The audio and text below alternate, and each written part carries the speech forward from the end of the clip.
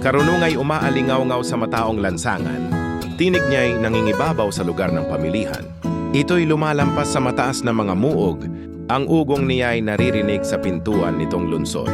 Taong mangmang, walang hustong kaalaman, hanggang kailan ka tatagal sa aba mong kalagayan?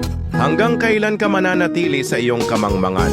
Kailan mo pa iisiping maghanap ng kaalaman?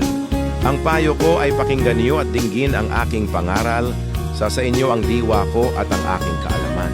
Patuloy nga itong mga panawagan ko sa inyo, ngunit hindi ninyo pansin, pati mga saway ko. Winalang bahala nyo ang aking mga payo, ayaw ninyong bigyang pansin, paalala ko sa inyo. Dahil dito, kayo'y aking tatawanan, kapag kayo'y napahamak na sadlak sa kaguluhan.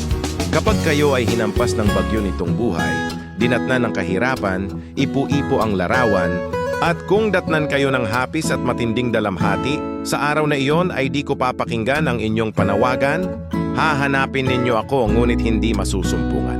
Pagkat itong karunungan ay di ninyo pinahahalagahan, kay Yahweh ay di sumunod ng may lakip na paggalang.